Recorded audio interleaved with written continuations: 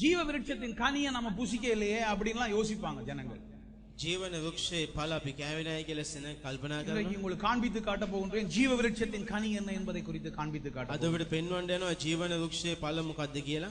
இந்த தேவன் ஜீவ விருட்சத்தின் கனியை புசிக்கும்படியாக அதை வாஞ்சிக்கும்படியாக தேவன் அவருடைய ஜனங்களுக்கு நல்ல ஒரு வழிநடத்தலை கொடுத்திருந்தார். ජීවන වෘක්ෂයේ ඵල ආශාවන පිණිස දෙවියන් වහන්සේට යහපත් වූ මඟ පෙන්වීමක් දෙනවා. ஆனால் அவர்களோ தேவன் ஆசீர்வதிக்காத ஒரு பலனை அவர்கள் புசித்தார்கள். නමුත් දෙවියන් වහන්සේ ආශිර්වාද නොකළ ඵලයක් ඔවුන් භුක්ති විඳිනවා. அவர்கள் தேவன் ஆசீர்வதிக்காத ஒரு மரத்திலே போய் கைகளை வைத்தார்கள். දෙවියන් වහන්සේ ආශිර්වාද නොකළ ගසක උන් අත්හැබුවා. அவர்கள் தேவன் ஆசீர்வதித்ததற்கு அவர்கள் கை வைக்காமல் தேவன் ஆசீர்வதிக்காததுக்கு போய் கைகளை வைத்தார்கள். දෙවියන් වහන්සේ ආශිර්වාද කළ දෙයට අත් නොදබ ආශිර්වාද නොකළ දෙයට අත්හැබුවා. ஆமென். தேவன் ஆசீர்வதிக்காத ஒரு காரியத்திற்கு அவர்கள் கைகளை வைத்தார்கள். දෙවියන් වහන්සේ ආශිර්වාද නොකළ දෙයකට ඔවුන් අත්හැබුවා. ஆகவே இது நாம் முக்கியமான ஒரு எண்ணத்தை நான் என்னுடைய இதயத்துக்குள்ளே கொண்டு வர வேண்டும். වැදගත් වූ සිතුවිල්ලක් අපගේ හදවතට ගෙනෙන්න. தேவன் எதை ஆசீர்வதித்தாரோ அதை எல்லாம் எப்பொழுதுமே நாங்கள் வாஞ்சிக்க வேண்டும். දෙවියන් වහන්සේ කුමක්ද ආශිර්වාද කරේ ඒ සියල්ල අපි නිතරම ආශා වෙන්නට ඕන. முதமத இருந்தார். නෝවාගේ කාලයේදී ඒ මුද්‍රික පානය පිළිබඳව නිර්වස්ත්‍රව සිටියා. எப்ப அப்பம் பேசப்படுகிறது? කොයි වෙලේද ඒ කතා කරන ලැබෙ රොටිය කොයි වෙලේ කතා කරන ලැබෙ? சொல்லுங்க, எப்ப பேசப்படுறது? ஆதாமுடைய வாழ்விலே நீ வருத்தத்தோடு நீ அப்பத்தை புசிப்பாய். ඔබ වෙහෙස මහන්සියෙන් ඒ රොටි කනවා ඇත. எப்பொழுது அப்பம் முதலாவது ரசம் முதலாவது பிரித்து சொல்லப்படுகிறதோ කොයි වෙලේද ඒ රොටියත් මුද්‍රික යුසත් වෙන් කරලා කියනු ලැබුණේ. அந்த முதலாவது அந்த சொல்லப்பட்ட அந்த ரெண்டு இடத்திலையும் ඒ මුලින්ම කියනු ලැබූ ස්ථාන දෙකේම வருத்தமும் சாபமும் உண்டாயிருந்தது. ඒ වේදනාවත් ශාපයත් ඇතිව තිබුණා.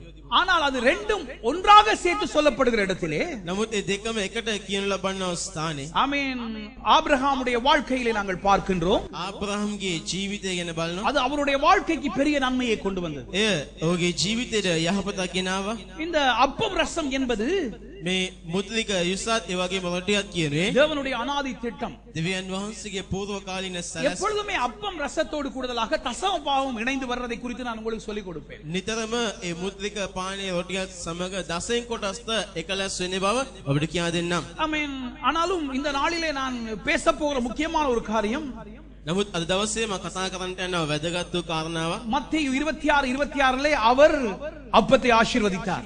මතෙව් 26:26 දෙවියන් වහන්සේ ඒ රොටියට ආශිර්වාද කළා. 1 கொரிந்தியர் 10:16 පළවෙනි කොරින්ති 10:16 දී ஆசீர்வதிக்கப்பட்ட பாத்திரம் ආශිර්වාදලත් කුසලයන් ரசமும் ඒ මුද්‍රික පානය அப்பமும் ஆசீர்வதிக்கப்பட்டது என்று இங்கே வேதம் சொல்லுகிறது. රොටියත් ආශිර්වාද ලැබුව බවට දේව වචනේ පවසනවා. இது எப்பொழுது சேர்ந்து வருகிறதோ அப்பொழுதெல்லாம் அது ஆசீர்வாதமாக இருந்தது. මේ කොයි වෙලේද එකතු එන්නේ ඒ වෙලාවේදී ආශිර්වාද මත දෙවෙනවා. ஆகவே ஏற்கனவே உங்களுக்கு இந்த ரெண்டு வார்த்தையும் சொல்லிக் கொடுத்திருக்கின்றேன். වෙලාසනින්ම මේ වචන දෙකම ඔබට කියා දුන්නා. அப்பம் ரசமும் எங்களை ஆசீர்வதிக்கவே கொடுக்கப்பட்டிருக்கிறது. වචනත් ඔබට ආශිර්වාදයේ පිණිසම දී තිබෙනවා. ஆமென். எஸ் 53 வாசிக்கும் பொழுது என்னுடைய உள்ளம் சிலுக்கிறது.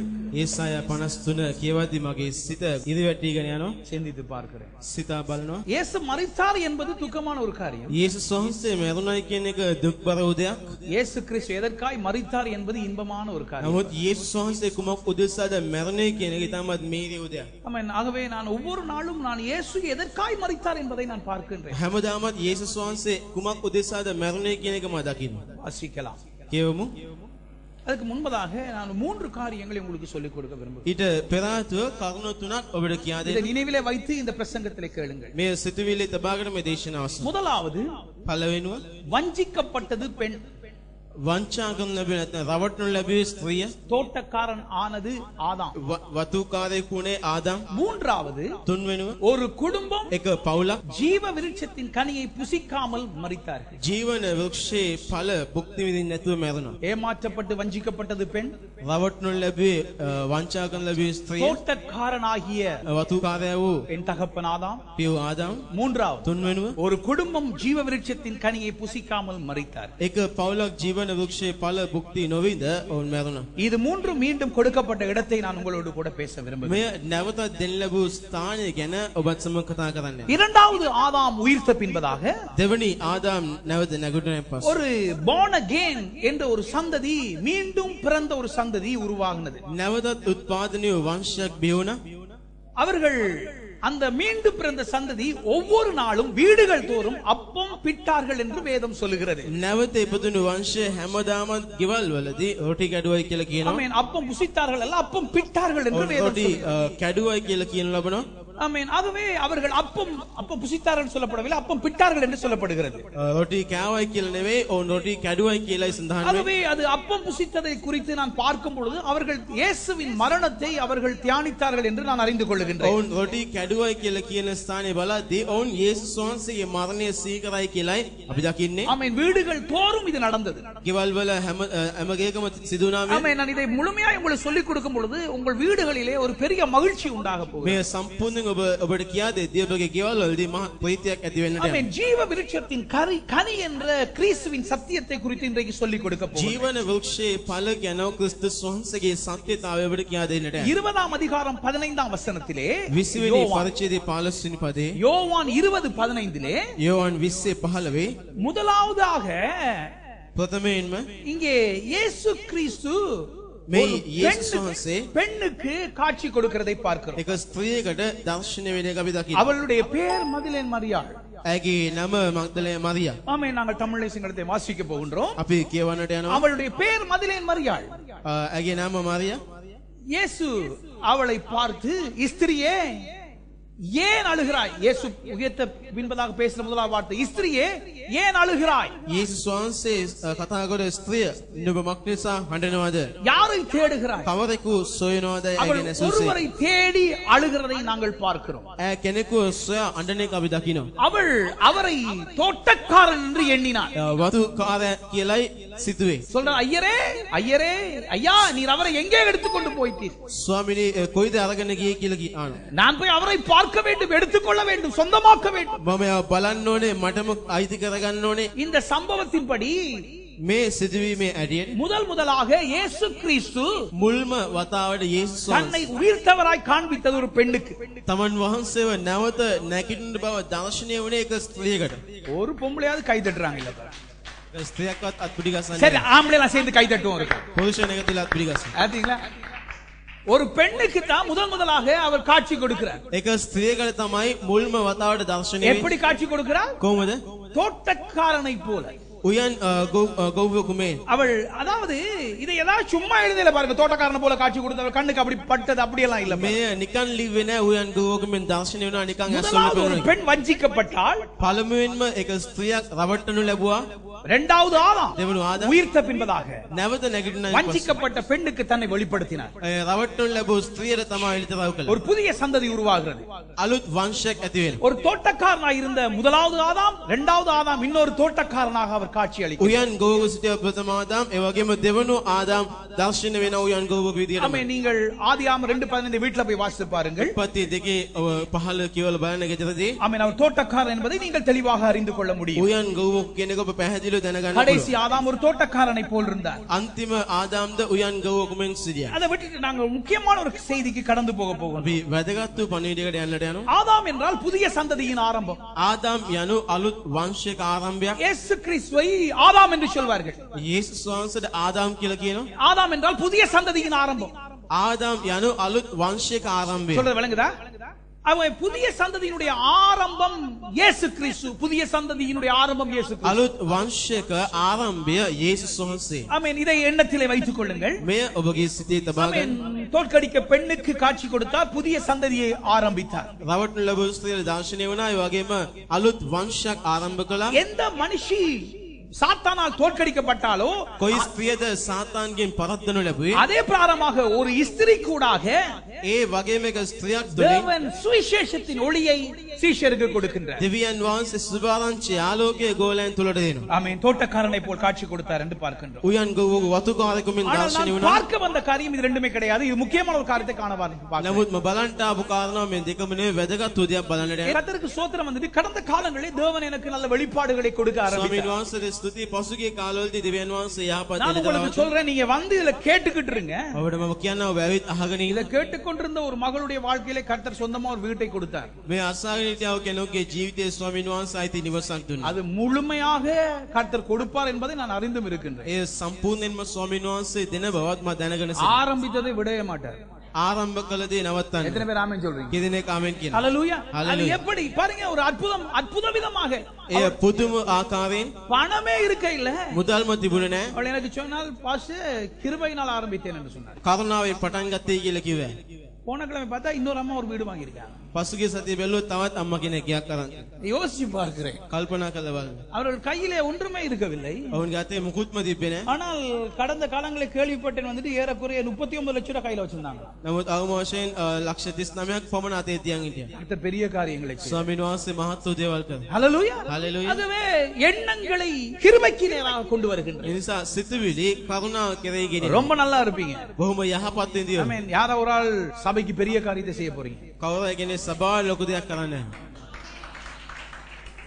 எப்படி செய்ய போறீங்கன்னா කොහොමද කරන්නට යන්නේ? கிருபை நிமித்தமாக. කරුණාව නිමිත්තෙන්. ஹalleluya. හalleluya. இன்னொரு வசனத்தை அப்படி தொடர்ச்சியாக நான் வாசிக்க போகிறேன். දිගටමත් අපි කියවන්නට යනවා. இந்த எண்ணத்தை உங்கள் வாழ்க்கைக்குள்ளே கொண்டு வரும்படியாக வாஞ்சிக்கிறேன். මේ සිතුවිල්ල ඔබගේ ජීවිතයට ගෙනෙන්න පිණිසයි ආශාවයි. லூக்கா 24ஆம் அதிகாரத்திலே வஞ்சிக்கப்பட்ட குடும்பத்துக்கு பதிலாக தேவன் ஒரு குடும்பத்தை தெரிவு செய்து கொள்ளுகிறார். ලූක් 24 වෙනි පරිච්ඡේදයේ රවට්ටන ලැබූ ඒ පවුලක් වෙනුවට දෙවියන් වහන්සේ පවුලක් තෝරගන්නවා. முதலாவது நான் என்ன சொல்லிக் கொடுத்தேன்? පළමුවෙන් මොනවද කියලා? வஞ்சிக்கப்பட்ட பெண், වංචා වූ ස්ත්‍රිය, இயேசு கிறிஸ்து தோட்டக்காரர். යේසුස් වහන්සේ இது වතුකාරය. உயிர்த்த பின்பதாக நடந்த முதல் சம்பவம். මේ නැවත නැගීමෙන් පසු සිදුවන உயிர்த்த பின்பதாக நடந்த மூன்றாவது சம்பவம் ஒரு குடும்பத்துக்குரிய சம்பவம். නැවත නැගීමෙන් පසු සිදු අනිත් තුන්වෙනි සිදුවීම එක්තරා உங்க පවුලක வேதத்தை கொண்டு வாங்க, பைபிளை கொண்டு வாங்க, திறந்து படிங்க. ඔබගේ බයිබලය අරගෙන නැවත ඔබ අරගෙන කියවන්න. அப்பொழுதுதான் வந்துச்சு இந்த ஜீவன் உங்கள் வாழ்க்கைக்குள்ளே கடந்து வரும். එවිටයි මේ ජීවනය ඔබේ ජීවිතයට ගලා එන්නේ. பல நான் பெற்ற அந்த பொக்கிஷத்தை உங்களுக்கு கொடுக்கிறேன். ලැබුවා ඒ වස්තුව ඔබට දෙන්නේ. லூக்கா 24ஆம் அதிகாரம் 13ஆம் வசனத்தை நான் வாசிக்க விரும்புகிறேன். ලූක් 24:13. இந்த 24ஆம் அதிகாரத்திலே 13ஆம் வசனத்திலே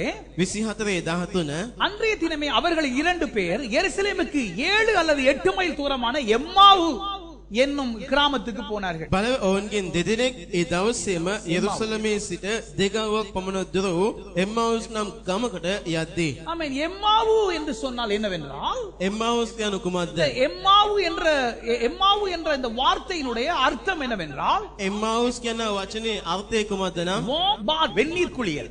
උණු වතුර නෑමක් කියලා කියන්න පුළුවන්. வெந்நீர் குளியல் என்ற இடத்துல போறார்கள். வாம்பாத். උණු වතුරේ නෑමක් කියලා කියන්න Come පුළුවන්. on. உங்களுக்கு தெரியுமா வந்துட்டு நீங்க எப்பொழுதாவது வந்துட்டு நல்ல சூடா குளிச்சீங்கன்னா உங்க பாட்டு தானா வரும். இப்போ எத்தனை பேருக்கு தெரியும்? ඔබ කීදෙනෙකු දන්නවද උණු වතුරෙන් නෑමක් කියලා කිව්වොත් ඔබට ගායනේ ඉබේම එනවා. எத்தனை பேர் சொல்றீங்க பாத்ரூம்ல இருந்து குளிக்கும் பொழுது சில பாடுவீங்க? ඔබ බාත්රූම් එකේ නානුවට සමාව ගායනා. எங்க வீட்டுக்கு ஒரு அடிக்கடி வருவார் பாருங்க. අපේ ගෙදරට කෙනෙක් විදින් විට එනවා. அவர் சும்மா வெளியே சும்மா தான் இருப்பார். பாத்ரூம் போன உடனே அப்பா நான் உம்மை பார்க்கிறேன் வருவார். එළිය එනවා නිකන් නිහඬ විරනව බාත්රූම් එකට ගියාම ලොකු ගායනයක් කරනවා. ஆமா, நீங்களும் சில வேளை உங்களுக்கு இருந்திருக்கும். அண்ணன் தலையாட்டுறாரு, நீங்க படிப்பீங்களா? பாத்ரூம்ல அவரும் பாட்டு படிக்கிறாரு, வேற யார் இருக்கீங்க? බාත්රූම් එකේ ගායනා කරනවා ඇතින්. நானும் பாத்ரூம்ல போனா எனக்கு ஒரு பாட்டெல்லாம் வரும் பாருங்க. புது புது பாட்டெல்லாம் படிப்பேன் பாருங்க. බාත්රූම් එකට ගියොත් අලුත් ගායනාවන් එනවා. ஆமென். ஒரு முக்கியமான ஒரு இடத்திலே வாம்பாத் என்ற ஒரு 7 மைல் தொலைவிலே, கரடு முரடான பாதையான ஒரு 7 மைல் தொலைவிலே அவர்கள் நடந்து போய் கொண்டிருக்கிறார்கள் இயேசு கிறிஸ்துவினுடைய மரணத்துக்கு பின்பதாக. යේසුස් වහන්සේගේ මරණයෙන් පසු දෙගව්වක් පමණ රළු මාවත ගමන් කරනවා. அங்கே நாங்கள் 13ஆம் வசனத்திலே பார்க்கின்றோம். අපේ 13 වෙනි පදේ இதுதான் දකින්න. எம்மாவு. இப்படி இதே மாதிரி தான் இருக்கும். මේ වගේ තමයි තියෙන්නේ. இந்த எம்மாவு என்ற இடத்திலே இவர்கள் நடந்து போய் கொண்டிருக்கும் பொழுது, එමාවුස් කියන ස්ථානයේ උන් ගමන් කරමින් යනවා. ஸ்மூத் வே, ஒரு நல்ல ஒரு நிலம் இல்லை, கரடு முரடான ஒரு நிலம். එය යහපත් බිමක් නෙවෙයි රළු සහිත බිමක්. இவர்கள் நடந்து போகும் பொழுது ඔවුන් ගමන් කරගෙන යද්දී ஆமென், இங்கே சொல்லப்படும் 2 பேர் என்று இங்கே சொல்லப்படுகிறது. දෙදෙනෙක් කියා මෙතන කියනවා. ஒருவருடைய பேர் மட்டும் இங்கே சொல்லப்படுகின்றது. කෙනෙකුගේ නම පමණක් මෙතන කියනවා. தொடர்ச்சியாக கீழே நான் வாசிக்கும் பொழுது දිගටම කියවද්දී அங்கே அந்த 2 பேரிலே ஒருவருடைய பெயரை நாங்கள் பார்க்கின்றோம். ඒ දෙදෙනාගෙන් එක්කෙනෙකුගේ නම අපි දකිනවා. ஆமென். அவர்கள் போகும் பொழுது ඔවුන් යන කල அவர்கள் 14ஆம் வசனத்திலே அவர்கள் ஒருவரோடு ஒருவர் பேசிக் கொண்டார்கள். ඔවුන් එකිනෙකා කතා කරගත්තා. என்னத்தை பேசினார்கள்? කුමක්ද කතා කරගත්තේ? அவர்கள் இயேசு கிறிஸ்துடைய மரணத்தை குறித்து ஆராய்ந்து கொண்டு போனார்கள். යේසුස් වහන්සේගේ මරණය ගැන ඔවුන් සොයාගෙන ගියා. கவனமாய் கேளுங்கள். හොඳින් සමන් දෙන්න. அவர்கள் வேற எதை குறித்து ஆராயல பாருங்க. ඔවුන් වෙන කිසිවක් ගැන සොයා බැලුවේ ஒன்றை නැහැ. குறித்து ஆராய்ந்தார்கள். එක දෙයක් සොයා බැලුවා. ஒரே காரியத்தை குறித்து ஆராய்ந்தார்கள். එකම එක දෙයක් ගැන. எதை குறித்து ஆராய்ந்தார்கள்? කුමක් ගැනද නම්? இயேசு கிறிஸ்துடைய மரணத்தை குறித்து 2 பேர் ஆராய்ந்து கொண்டு போகிறார்கள். යේසුස් ක්‍රිස්තුස් වහන්සේගේ මරණය ගැන දෙදෙනෙක් அப்ப සොයාගෙන. இயேசு கிறிஸ்து அவர்களோடு கூட சேர்ந்து, சொல்லுங்க, அவரோட கூட சேர்ந்து.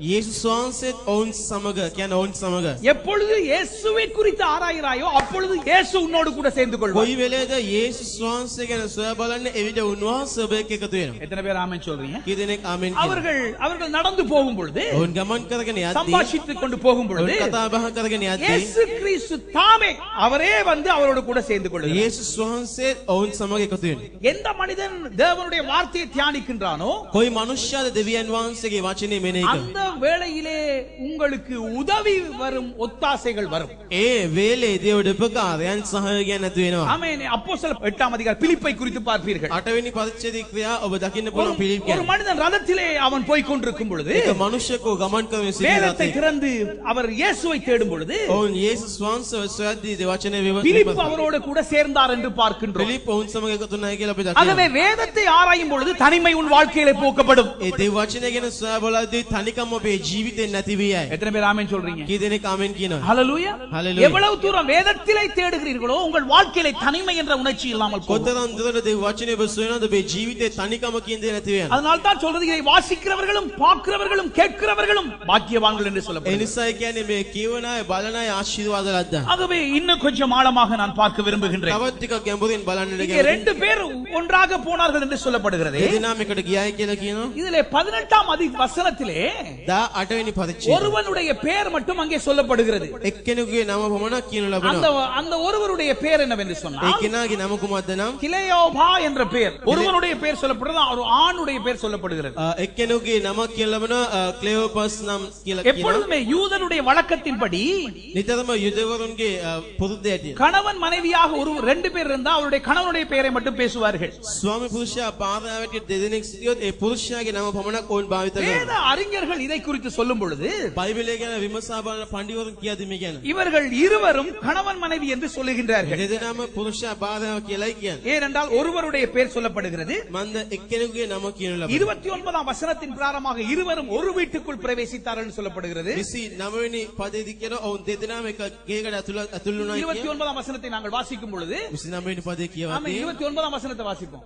29 කියවමු. 29 வசனத்தை வாசிக்கும் பொழுது அவர்கள் இருவரும் ஒரு வீட்டுக்குள் பிரவேசித்தார்கள். ඔවුන් දෙදෙනාම එක ගේකට ඇතුළත් වුණා. அவர்கள் இருவரும் ஒரு வீட்டுக்குள் போனார்கள் என்று சொல்லும் பொழுது அவர்களை கணவன் மனைவி என்று அங்கே சொல்லுகிறார்கள். එතන ඔවුන් ස්වාමි පුරුෂයා පාරාව කියලා තමයි ඔවුන් සඳහන් කරන්නේ. 32 வசனத்திலே அவர்கள் சொல்லும் பொழுது 32 වෙනි පදේ කියද්දී அவர்கள் இருவருக்கும் ஒரு இருதயம் இருந்தது என்று சொல்லப்படுகிறது. ඔවුන් දෙදෙනාටම එක සිතක් තිබුණායි කියලා ஆமென். කියන්නේ. நம்முடைய இருதயங்கள் என்று சொல்லப்படவில்லை, நம்முடைய இருதயம் என்று சொல்லப்படுகிறது. අපගේ හදවත කියලා කියනු ලබනවා. 3 காரியத்தின் நிமித்தமாக வேத அறிஞர்கள், ஆழமான வேதத்தை அறிந்தவர்கள் ඒ ගැන සොයා බැලුවා ඒ විමසන්නන් 3 ஸ்தானத்தை குறித்தும் அவர்கள் ஒரு பேர் சொல்லப்பட்டது, ஒரு இருதயம் இருந்தது, ஒரு வீடு இருந்தது. ඔවුන් එක නමක් කියන ලබ ඔවුන් එක ගයක් එක සිතක් තිබුණායි කියලා ஆனால் කියනවා. அவர்கள் இருவரும் නමුත් ඔවුන් දෙදෙනා இருவர் என்று பேசப்படுகிறது. දෙදෙනෙක් කියලා ஆகவே කියනවා. இவர்கள் ஒரு வீட்டை சேர்ந்த, ஒரு இருதயத்தை சேர்ந்த, ஒரு நாமத்தை உடைய ஒரு கணவன் மனைவி என்று தீர்மானிக்கிறார்கள். එක ගේකට අයත් එක සිතක් ඇති එක නාමයක් ඇති පුරුෂයා භාර්යාව ஆனால் කියලා. நான் வெளிப்பாட்டின் அறிவின் பிரகாரமாக இவர்கள் கணவன் மனைவி என்று சொல்லிக் கொடுக்க போகின்றேன். නමුත් මේ එල්ලිදරව්වේ දැනගැන්මේ ඇටියට ඔවුන් ස්වාමි පුරුෂයා භාර්යාව කියලා කියලා දෙනවා. ஆமென். இந்த வேத அறிஞர்கள் கணவன் மனைவியாக இருக்க வேண்டும் என்று சொல்கிறார்களே, මේ බයිබලය ගැන ගවේෂකයන් පුරුෂයා භාර්යාව වෙන්න ඕන කියලා ඔවුන් නිර්ණය நான் කරනවා. யோசிக்கின்றேன், ஏன் தேவன் ஒரு கணவன் மனைவியை முதலாவது சந்திக்க வேண்டும்? ඇයි උන්වහන්සේ ප්‍රථමයෙන් පුරුෂයෙකු භාර්යාව ප්‍රථමයෙන් හමු වෙන්නට ඕන? இதை குறித்து நான் தேடி பார்க்கின்றேன். මේ ගැන මම සොයා බලනවා. அவர்கள் இயேசுவின் மரணத்தை தியானித்தார்கள் என்று சொல்லப்பட்டிருக்கிறதே. ඔවුන් යේසුස් වහන්සේගේ මරණය මෙනෙහි කළ බවට ஆனா කියනවා. அவங்களோட வார்த்தையெல்லாம் பேசுறீங்கன்னா அவ விசுவாச வார்த்தை தான். ඔවුන්ගේ වචන සාමුලින්ම නොඇදහිල්ලේ වචන. அவர்கள் ஆரம்பத்திலே சொல்றார்கள், ඔන්න ආරම්භයේ කියනවා நான் வாசிக்கின்றேன், சில வார்த்தைகளை வாசிக்கின்றேன். සමහර වචන කියවන්නම්. 14 வசனத்திலே 14 වෙනි පදේ இந்த வர்த்தமானங்கள் யாவையும் குறித்து ஒருவரோடு பேசிக் கொண்டார்கள். 14 සිද වූ සියල්ල ඒ සියල්ල ගැන කතා කළෝය. அவர்கள் பேசி சம்பாஷித்துக் கொண்டிருக்கையிலே ඔවුන් කතා කරලා ඔවුන් සිටිද්දී இயேசுவும் அவர்களோட கூட போனார். යේසුස් වහන්සේත් ඔවුන් සමග ගියා. ஆனாலும் அவரை அறியாதபடிக்கு அவர்கள் கண்கள்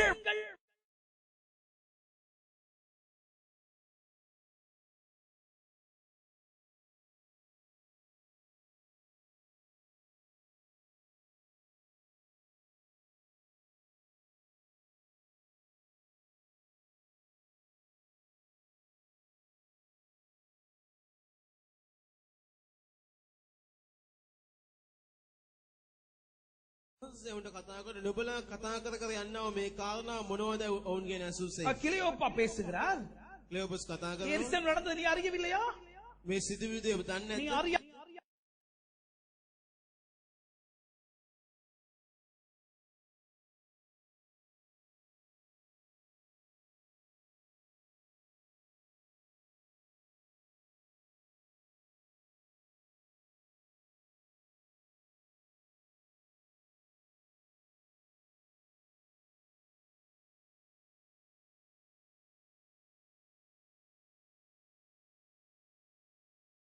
බෝසන කියන යේසුස් වහන්සේ අනාගතවරයෙක් කියලා. அதுக்கு இயேசு என்ன பதில் பேசுறார் என்பதுதான் முக்கியம் பாரு. ඊට යේසුස් වහන්සේ දෙන පිළිතුර මොකද්ද කියලා அது சொல்றார்கள், அவர் பெரிய தீர்க்கதரிசி என்று சொல்லுகிறார்.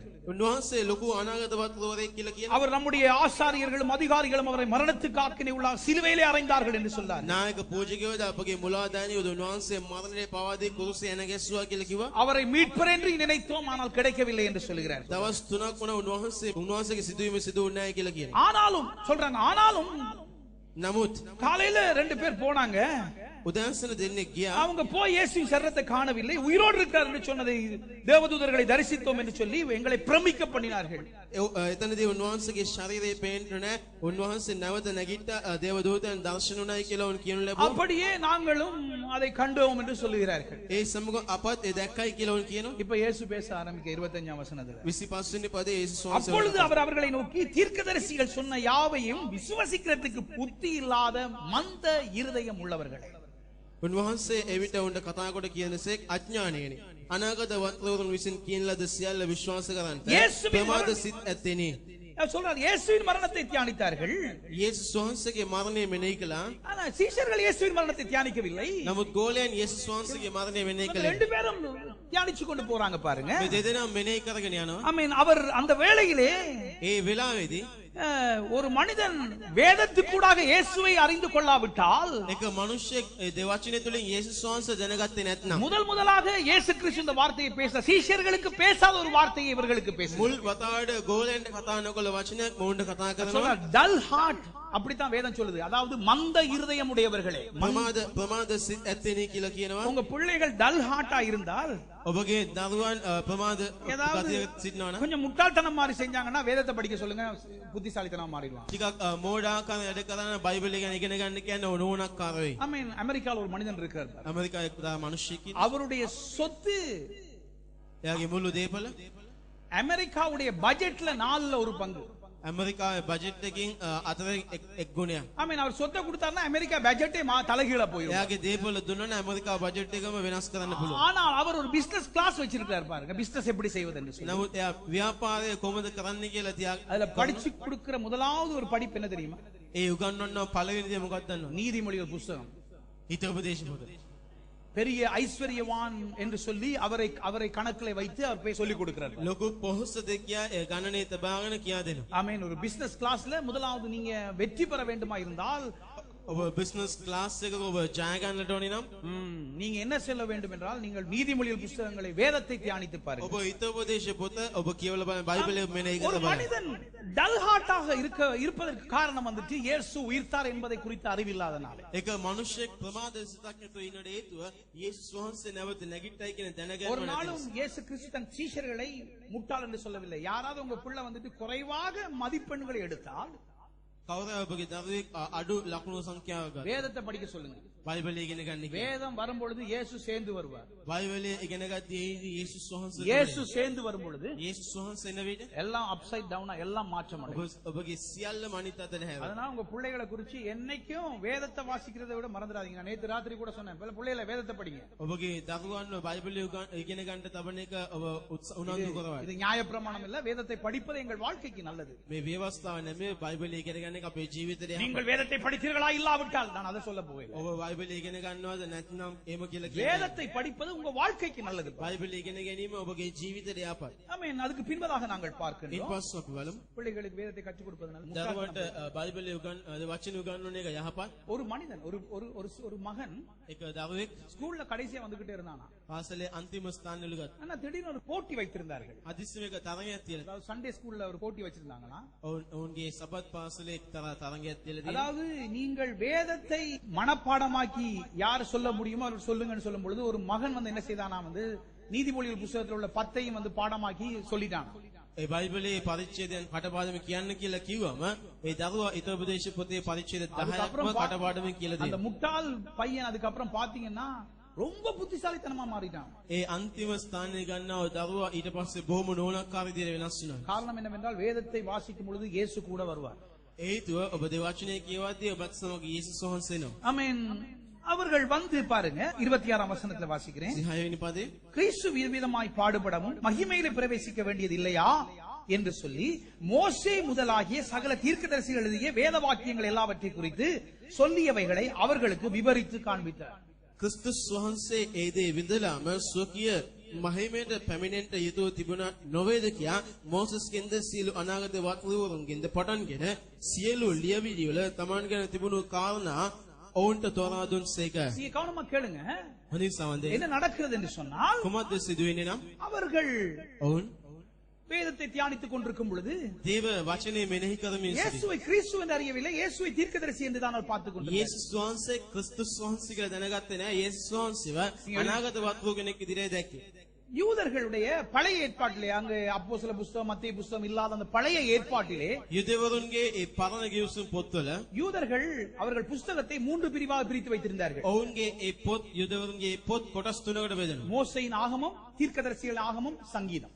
මෝසස්ගේ පොත අනාගත වක්තවරුන්ගේ පොත ඒ වගේම ගීතාවලිය. ஆமென். இந்த 3 காரியத்தை வேறு பிரித்து வைத்திருந்தார்கள். මේ කාරණා තුන වෙන් කරලා බෙන්නවා. ஆனால் இந்த இடத்திலே இயேசு கிறிஸ்து, නමුත් මේ ස්ථානයේ යේසුස් වහන්සේ. நான் என்ன யோசிக்கிறேன் என்று சொன்னால் ඒ නිසා කුමක්ද මම කල්පනා இயேசு කරන්නේ? கிறிஸ்து இந்த 7 மைல் தூரமும் மோசேயுடைய புஸ்தகத்தில் இருக்கிற காரியத்தையும் යේසුස් වහන්සේ යේසුස් වහන්සේ ගැන වගේ මේ දුර ගැන කියනවා දැන් මෝසස්ගේ පොතේ තියෙන දේ. அதாவது ஆதி ஆகமத்திலே இருந்து 5 புஸ்தகங்களும் එනම් උත්පත්ති පොතේ සිට තිබෙන පොත් පහම தீர்க்கதரிசிகளின் புஸ்தகங்களையும் අනාගත වක්තවරුන්ගේ පොත්වල அவர் எடுத்து தன்னை குறித்து காண்பித்து காட்டுகிறார். ඒ අරගෙන තමන් වහන්සේ ගැන පෙන්වා அப்ப දෙනවා. தீர்க்கதரிசிகள் மோசைகளும் மோசையும் யாரை குறித்து எழுதியிருந்தார்கள்? ඒ අනාගත වක්තවරුන් සහ මෝසස් ඇතුළු කවුරු ගැන ලියා තිබුණේ? ஆமென். இயேசுவை குறித்து எழுதியிருந்தார்கள். යේසුස් වහන්සේ ගැන ලියලා තිබුණේ. ஆமென். இதை அறைய இடத்திலே இயேசு பேசிக்கொண்டே போகின்றார். මේ බොහෝ තැන්වලදී යේසුස් වහන්සේ කතා කරගෙන கவனமாய் கேளுங்கள், முக்கியமான பகுதிக்கு வருகின்றேன். වැදගත් වූ කොටසකට අපි අතලත් ஒரு 7 மைல் தூரத்துக்கு வாக்கிங் பைபிள் ஸ்டடியும் நடக்கிறது.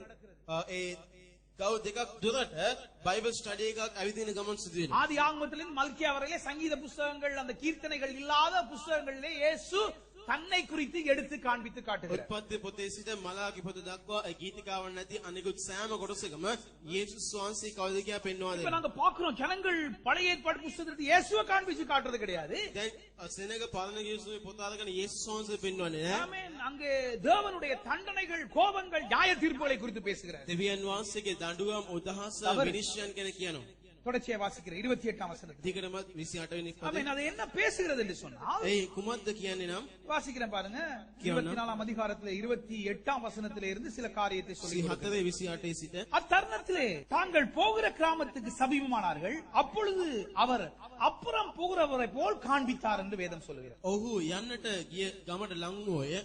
උන්වහන්සේ වනායි වඩා අද්දුර යන්නක් මෙන් දැක්වූසේ. 29 அவர்கள் அவரை நோக்கி இது எங்களுடைய தங்கியிரும், சாயங்காலம் ஆயிற்று, பொழுதும் போயிற்று என்று அவரை வருந்தி கேட்டுக் கொண்டார்கள். அப்பொழுது அவர் அவர்களுடனே தங்கும்படி உள்ளே போனார். அந்த ஒரு வீடு பாருங்க, அதான் கணவன் மனைவின்னு சொல்றார்கள். නමුත් ඔහු කතා කොට දවස බොහෝ ගත වී සවස් වේගෙන එන බැවින් අප සමග නැවතුන මැනව කියා උන්වහන්සේට උදක්ම පෙරත්ත කළෝය. උන්වහන්සේ ඔවුන් සමග නවතින්ට ඇතුළට ගියසේක. ஆமென். பழைய காலத்திலே පැරණි කාලේ தேவனுடைய திட்டத்தின்படி දෙවියන් වහන්සේගේ සැලැස්ම சாயங்காலமும் காலையும் தான் ஒரு நாள். සවස් කාලයත් උදෑසනත් තමයි එක දවස. நம்ம காலத்திலே අපගේ කාලේ காலையும் இரவும் சேர்ந்து ஒரு நாள். උදෑසනත් සවස් රාත්‍රියත් එකතු වෙන ஆனால் දවස. அவர்கள் காலத்திலே, නමුත් ඔවුන්ගේ කාලේ இயேசு கிறிஸ்துடைய காலத்திலே, යේසුස් වහන්සේගේ කාලේ பழைய ஏற்பாட்டின் தேவனுடைய விருப்பத்தின்படி ඒ පැරණි ගිවිසුමේ දෙවියන් වහන්සේගේ කැමැත්ත ஒரு நாள் சாயங்காலம் ஆரம்பமாக வேண்டும். එක දවසක් අවස් කාලේ ආරම්භ වෙනවා. ஆமென். இதை குறித்து நிறைய இடங்களிலே எனக்கு வெளிப்பாடு உண்டாயிருக்கிறது. நான் அதை சொல்லிக் கொடுத்தும் இருக்கின்றேன். මේ ගැන බොහෝ එළදරව් තිබෙනවා, ඒ කියා දී තිබෙනවා. ஆதியாகமம் 1:5 வாசித்து பாருங்கள். උත්පත්ති 1:5 சாயங்காலமும் விடியற்காலமாகி முதலாம் நாள் ஆயிற்று. සවස විය උදේ විය ඒක දවසක් அப்ப කිය. அப்ப அப்ப தேவன் எப்படி ஆரம்பிக்கிறாருன்னு சொன்னா, සෙනම් දෙවියන් වහන්සේ කොහොමද ආරම්භ කරන්නේ? சாயங்காலம் என்பது ரெஸ்ட் ஆரம்பிக்கிற நேரம், ரெஸ்ட் இளைப்பாறுதல் ஆரம்பிக்கிற நேரம். සවස් කාලය කියන්නේ විශ්‍රාමයේ නැත්නම් විවේකී ආරම්භ වෙන වෙලාව. தேவனுடைய பார்வையிலே ரெஸ்டா இருந்து வேலை செய்.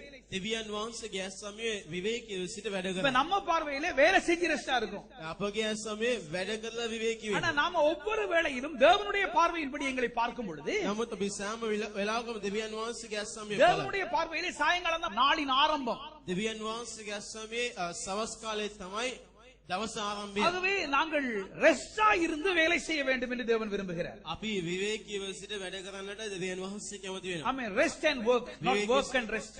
විවේකීව සිට වැඩ කිරීම. ஒவ்வொரு சாயங்காலமும் அதுக்கு அப்புறமாக ஒரு ரெஸ்டை கொடுத்து தான் தேவன் ஆரம்பிக்கிறார். හැම සවසක්ම විවේකයක් දීලා තමයි දවස ආරම්භ කරන්නේ. மனிதன் 6ஆம் நாள்ல உருவாக்கப்பட்டான், 7ஆம் நாள் ரெஸ்டா இருந்தான். தேவனுடைய முதலாவது வேலையை மனிதன் ரெஸ்டா வச்சிருக்கதான் දෙවියන් වහන්සේගේ ප්‍රථම වැඩේ මනුෂ්‍ය විවේකීව තැබීමයි. ஆமென். எல்லாம் சும்மா எழுதல பாருங்க. මේවා නිකන් ලියනු இல்ல, ලැබුවේ வேதத்தை வாசிக்கும் பொழுது ஏனோ தானோ என்று வாசிக்கிறவே. බයිබලයේ කියවදී ඔය කියවන්නේ නැහැ. ஆழமான ரகசியம். ගැඹුරු රහස් இது තිබෙනවා. வெளிப்பாடு அதிகம் மிகுந்த ஒரு புஸ்தகம். එල්ලිතර අධිකව තිබෙනවා நான் පුතා. சொல்றேன், இன்னைக்கு 2 பேர் புது வீடு வாங்கியிருக்காங்களே, දෙදිනෙකම අලුත් ගෙවල් අරන් அந்த තියෙනවා. 2 பேர்ல நீங்க எல்லாம் வாங்குவீங்க. ඒ දෙදින ඇති දක්නේ ඔබ සියලු දෙනා சத்தமா ஒரு ஆள் ஆமென் சொல்லுங்க. ශබ්ද නාමයෙන් நடக்க போது பாருங்க. සිදු වෙන්නේ යන. ஏனென்றால் கிருபையை ஊற்றி இருக்கிறார், வெற்றி வாழ்வை வாழ்வீர்கள். මන්ද කරුණාව වගුරව තිබෙනවා ජය ජීවිතයක් ඔබ ගත කරා. ஒரு சத்தம் ஒரு ஆமென் சொல்லுங்க. ආමෙන් කියමු.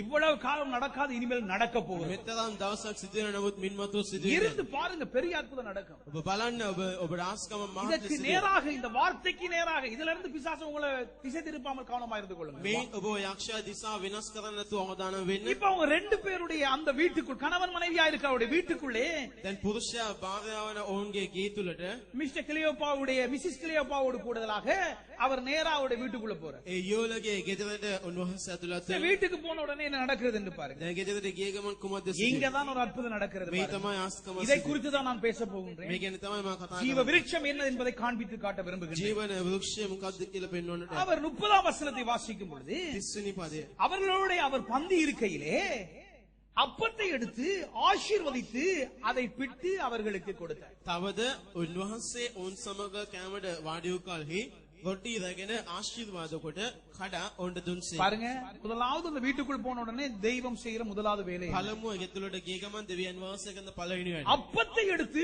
பிட்டு அவர்களுக்கு கொடுத்தார், அதை ஆசீர்வதித்து கொடுத்தார். රොටි රැගෙන කඩා ඔවුන්ට ආශිර්වාද நம்ம කළා. இந்த பிபி என்ற அந்த வெர்ஷன்ல கொஞ்சம் வாசிக்கும் பொழுது, பிபி வெர்ஷன் எடுத்து வாசிங்க, 30ஆம் வசனத்தை என்ன சொல்லுதுன்னு பாருங்க. அவர் இங்கே வேதத்திலே சொல்லுகிறார் பாருங்க. බයිබලයේ සඳහන් වෙනවා. அவர் சொல்றார் வந்துட்டு, அவர் ரொட்டியை எடுத்து அதை எடுத்து உடைத்து උන්වහන්සේ රොටි අරගෙන அதன் කඩා மேலே வேர்ட்ஸ் ஆஃப் blessing, ஆசீர்வாதத்தின் வார்த்தைகளை அந்த ரொட்டியின் மேல் பேசினார். ආශිර්වාදේ වචන ඒ රොටිය පිට කතා කළා. கவனமா கேளுங்க. அந்த ரொட்டியை எடுத்து என்ன செய்கிறார் என்றால், ඒ රොටි අරගෙන මොනවද இந்த ரொட்டியின் மேலே ஆசீர்வாதத்தை பேசுகிறார். මේ රොටිය කෙරේ ආශිර්වාදේ කතා කළා. இந்த ரொட்டியை ஆசீர்வதித்து பேசினால், இந்த ரொட்டி ஒரு மனிதனுடைய வாழ்க்கையில போகும்பொழுது சாபங்கள் நீக்கப்படும். මේ රොටියට ආශිර්වාද කරලා කතා කළා. මේ මනුෂ්‍යගේ ජීවිතයට ඇති ශාපය නැති වෙනවා. ஒரு நாள் கூட பலவீனம் வர முடியாது. කවදාකවත් දුර්වලකමක් එන්නට இதை බෑ. சாப்பிட்ட ஒவ்வொருவரும் பலனடைந்து ஆரோக்கியம் அடைந்து வாழ்வுக்கு මෙයා போகின்றார். කෑව එක්කෙනෙක්ගෙන ශක්තිමත්ව ඔවුන් ධෛර්යමත්ව ඔවුන් ජීවත් වෙනවා. இதை அவர் அதை ஆசீர்வாத வார்த்தைகளை பேசி ආශිර්වාදයේ වචනේ කතා කරා. ஆசீர்வாதத்தை உடைக்கவில்லை, ආශිර්වාදයේ කැඩියේ නෑ. ஆசீர்வாதத்தை அனுப்புகிறார். ආශිර්වාදය යවනවා. பாருங்க, அப்பத்தை உடைத்தார் ஒழிய ஆசீர்வாதத்தை உடைக்கவில்லை. රොටි කැඩුවා මිසක ආශිර්වාදයේ කැඩුවේ. காட் சிஸ்டத்தை நாங்கள் பார்க்க வேண்டும். අපි දේව සලස්ම බලන්නට ඕනේ. எப்பொழுதுமே எங்களுடைய உணவின் மேலே ஆசீர்வாதத்தை பேச வேண்டும். නිතරම අපගේ ආහාර කෙරේ ආශිර්වාදේ කතා அதுல කරනවා. இருக்கிற அது இருக்கிறது இது இருக்கிறதெல்லாம் பேசக்கூடாது பாருங்க. එයි මේවත් තිබෙන ඒවා දින කතා சில කරන්නේ. பேர் பேசுவாங்க, සමහරු කතා කරනවා. ஆண்டவரே இதற்குள்ள இருக்க பாக்டீரியாவை எடுத்து போடும் ஆண்டவரே, මේක තුල තිබෙනවා බැක්ටීරියා. இதற்குள்ள இருக்க கொலஸ்ட்ராலை எடுத்து මේ போடும். තුල තිබෙන කොලෙස්ටරෝල් අයින් කරනවා. இதன் மேலே ஆசீர்வாதத்தை பேசுங்கள், அப்பொழுது நிறைவானது வரும்பொழுது குறைவானதெல்லாம் இல்லாம போகும். මේ පිට ආශිර්වාදේ කතා කරන්න සම්පූර්ණ දේ එන කල අඩු දේ පහ වෙනවා. சாப்பிடும் பொழுது கொலஸ்ட்ராலை எடுங்க, சீனியை எடுங்க ஆண்டவரே, කන වෙලාවේදී කොලෙස්ටරෝල් අයින් කරන්න සීනි. கிடையாது பாருங்க. நீங்க எதை பேச வேண்டும்? ஆசீர்வாதத்தை பேசுங்க. ඔබ කුමක්ද කතා කරන්න ඕනේ? ආශිර්වාද. இப்பொழுது என்ன நடந்தது என்று பாருங்க. දැන් කුමක්ද සිදු වෙන්නේ தயவு செய்து කියලා. இதன் மேலே உங்கள் கண்களை பதிய வையுங்கள். මේ කරේ ඔබගේ ඇස් යොමු කරන්න. இதுதான் பாருங்க இன்னைக்கு ஜீவனுள்ள வார்த்தை. මේයි ජීවනයේ වචනය දවස්. வாசித்து பார்க்கிறேன். அவர்கள் பந்தியிலே இருந்து அப்பத்தை எடுத்து ஆசீர்வதித்து அவர்களுக்கு கொடுத்தார். ඔවුන්ගේ මේසයෙන් රොටි අරගෙන ආශිර්වාද කරවට දුන්නා. முக்கியமான வார்த்தை சொல்லுகிறேன். වැදගත් அப்பொழுது වචන. ඒ විට அவருடைய கண்கள் திறக்கப்பட்டு அவரை அறிந்தார்கள். உடனே அவர்களை விட்டு பிரிந்து போனார். එකල ඔවුන්ගේ ඇස් ඇරි ඔවුන් උන්වහන්සේ වැඳින ගත්තෝය. இந்த එවිට முதலாம் උන්වහන්සේ ඔවුන්ට නොපෙනී ගියසේක. கவனமா கேளுங்க. அப்பொழுது அவருடைய கண்கள் திறக்கப்பட்டு එවිට ඔවුන්ගේ ඇස් ඇරි இந்த ரொட்டியை கையில எடுத்து මේ රොටිය අතට இதன் மீது අරගෙන ஆசீர்வாதத்தை பேசி මේ පිට ආශිර්වාද சிலுவையில் நடந்த எல்லா நன்மைகளையும் பேசி කුරුසේ සිදු සීලු යාපත இதை உடைத்து මේ කඩා அவர்களுக்கு கொடுக்கும் பொழுது ඔවුන්ට දෙන அதை විට கையிலே எடுத்த உடனே ඒ අතට ගත්තු அவர்கள் கண்கள் திறந்தது. ඔවුන්ගේ ඇස් විවර වුණා. கவனமா கேளுங்க. හොඳින් සවන්ති. உங்களுக்கு ஒரு இடத்துல தெரியுமா, ඔබට එක ස්ථානයක් දන්නවද? முதல் குடும்பத்தின் கண்கள் திறந்தது. මුල් පවුලේ ඇස් ඇරුණා. முதல் குடும்பத்திலே ஆதாம் ஏவாள் என்ற குடும்பத்திலே கண்கள் திறந்தது. ආදාම් ඒවා කියන පවුලේ ඇස් ඇරුණා. இந்த குடும்பத்திலே கண்கள் திறந்து இயேசுவை அறிந்தார்கள். මේ පවුලේ ඇස් ඇරි ඔවුන් යේසුස් වහන්සේ දැනගත්තා. இதன் நிமித்தமாக அந்த குடும்பம் என்று பேசுகின்றேன். මේ නිමිත්තෙන් මේ පවුලක් කියලා කතා කරනවා. முதலாவது இயேசுவின் உயிர்ப்பின் பொழுது கண் திறக்கப்பட்ட முதலாவது குடும்பம். පළමුව යේසුස් වහන්සේගේ නැවත නැගිටීමෙන් පසුව ඇස් ඇරුණා මුල්ම පවුල. ஆதியாகமம் 3ஆம் அதிகாரம். උත්පත්ති 3 වෙනි இந்த வார்த்தையை இங்கேதான் பிரசங்கம் பண்ண முடியும். මේ වචනේ මේ තමයි දේශනා ஏன்னா කරන්නේ. அவ்வளவு ஆழமான சத்தியம் பாருங்க. මන්ද එතරම් ගැඹුරු கடந்த සත්‍යයක්. காலங்களை கர்த்தர் எனக்கு கொடுக்கிற இந்த வெளிப்பாடுகள், எனக்கு கொடுக்கிற வார்த்தைகளை குறித்து பார்க்கும் பொழுது நான் உண்மையிலே நான் பாக்கியவான். පෞගේ කාලවල දෙවියන් වහන්සේ දුන වචනේ එළිදරව් දෙස බලද්දී සැබවින්ම ආශිර්වාද ලැබේ. வாசிப்போம். 5ஆம் வசனம் 3:5 வாசிக்கிறேன். 3:5 කියවමු. அப்பொழுது சர்ப்பம் இஸ்திரியை நோக்கி, நீங்கள் சாகவே சாவதில்லை, நீங்கள் இதை புசிக்கும் நாளிலே உங்கள் கண்கள் திறக்கப்படும், நன்மை தீன்மை அறிந்து தேவர்களைப் போல் இருப்பீர்கள் என்று சொன்னார்.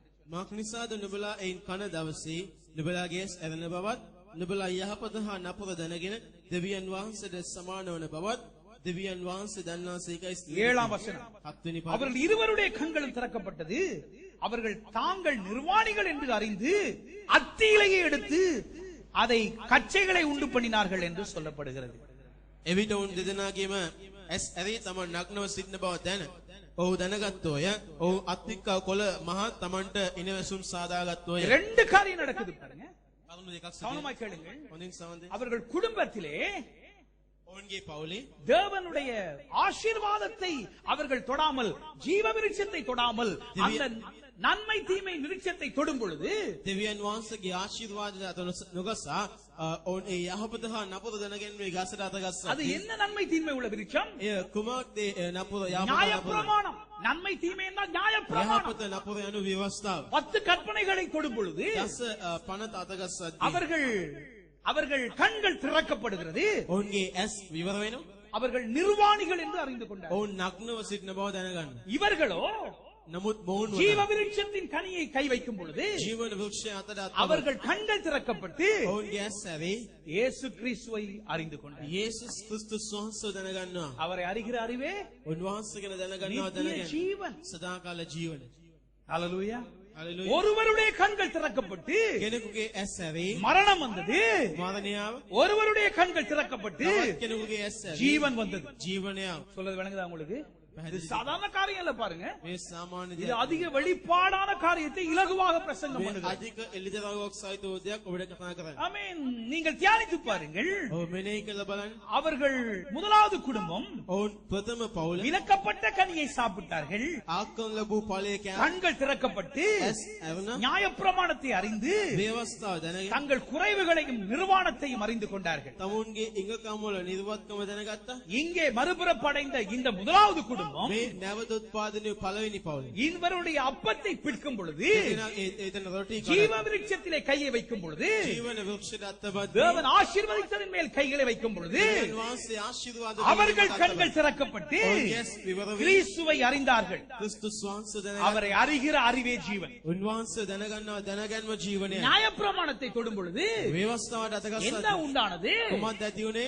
பலவீனம், දුර්වලකම, நோய், රෝගය, மரணம். මරණය, ஜீவ விருட்சத்தை தொடும் பொழுது ජීවන වෘක්ෂයට අත්බද්දී பலன், ශක්තිමත් சௌக்கியம், සෞඛ්‍යතාව, ஜீவன். ජීවනය. மறுபடி சொல்லுகிறேன். නැවතත් කියන්න. அவர்கள் நன்மை தீமை, அதாவது நியாயப்பிரமாணத்தை பிரசங்கம் பண்ணுகிற அந்த இடத்துல இருக்கும் பொழுது எது உண்டாகிறது என்று சொன்னால், ව්‍යවස්ථාව දේශනා කරන ස්ථානයේදී මොකද ඇති වෙන්නේ කියන්නේ? இதை செய் அதை செய் என்று சொல்ற இடத்தில் இருக்கும் பொழுது என்ன நடக்கிறது என்று මේක சொன்னால், කරන්න ඒක කරන්න කියන ස්ථානයේ සිරිදී මොකද என்ன සිදුවෙන්නේ? நடக்கிறது என்று சொன்னால், මොකද සිදුවෙන්නේ? பலவீனம், நோய், மரணம். දුර්වලකම රෝගේ මරණය. கிருபையை பிரசங்கம் பண்ற இடத்திலே කරුණාව දේශනා කරන அறிந்து ස්ථානය கொள்ளுங்கள். දැනගන්න. பலன், சௌக்கியம், ஜீவன் සෞඛ්‍යතාවයේ ජීවනයේ ශක්තිය நிரூபித்து காண்பிக்கின்றேன். ඔප්පු කරලා පෙන්වන්නම්. ஆமென். பாருங்க, அவர்கள் அவரை அறிந்தார்கள். ඔවුන් උන්වහන්සේ අඳිනගත්තා. அப்பத்தை உடைக்கும் பொழுது அவரை அறிகின்றார்கள். රොටි කඩද්දී උන්වහන්සේ අඳිනගත්තා. நியாயப்பிரமாணத்தை கை வைக்கும் பொழுது அவர்கள் தங்களை அறிகின்றார்கள். වේවස්ථානත් තබද්දී ඔවුන් තමන්ව දැනගත්තා. ஆமென். ஒரு மனிதன் அப்பத்திலே கை வைக்கும் பொழுது அவரை அறிகின்றான். එක මිනිහෙක් රොටියේ තබද්දී எனக்காக උන්වහන්සේ அவர் என்னத்தை செய்தார், මං වෙනින් என் උන්වහන්සේ சுகத்துக்காக என்னத்தை செய்தார், මාගේ සුවය என் சமாதானத்துக்காக என்னத்தை செய்தார், මාගේ සමාදාන என் வெற்றிக்காக என்னத்தை செய்தார், මාගේ ජය උදෙසා என் උන්වහන්සේ வாழ்வுக்காக මොනවද என்னத்தை කළේ? செய்தார், මාගේ ජීවිතය දෙසා என் මොනවද කළේ? சபைக்காக என்னத்தை මාගේ செய்தார், සභාව දෙසා என் මොනවද කළේ? எதிர்காலத்துக்காக என்னத்தை அவர் செய்தார். මාගේ අනාගතය දෙසා මොකද්ද කරේ උන්වහන්සේ? ஆனால் அவர்கள் நியாயப்பிரமாணத்தின் மேல் கை வைக்கும் பொழுது, නමුත් වේවස්ථාව මත අත්බද්දී அந்த கனியை பறித்து சாப்பிடும் பொழுது, ඒ ගෙඩි උදුරා කද්දී அதை பறித்து சாப்பிட்டார்கள், இதை பெற்றுக்கொண்டு சாப்பிட்டார்கள். ඔවුන් ඒ ගෙඩි උදුරා කෑවා නමුත් මේ ලබාගෙන කෑවා. ஆமென். பறித்து சாப்பிடும் பொழுது ඒ උදුරා කද්දී என்ன நடந்தது? කුමක්ද සිදු වුනේ? என்ன நடந்தது? කුමක්ද සිදු වුනේ? தங்களை அறிந்தார்கள். තමුණු දැනගත්තා. பந்தி என்பது உன்னை அறிகிற நேரம் அல்ல, அவரை அறிகிற நேரம். භෝජන මේසයක් කියන්නේ ඔබ දැනගන්නව වෙලාව නෙවෙයි தேவனை උන්වහන්සේ அறிந்து கொள். දෙවියන් වහන්සේ දැනගන්න. சபைகள் என்னத்தை அறைய சொல்றார்கள்?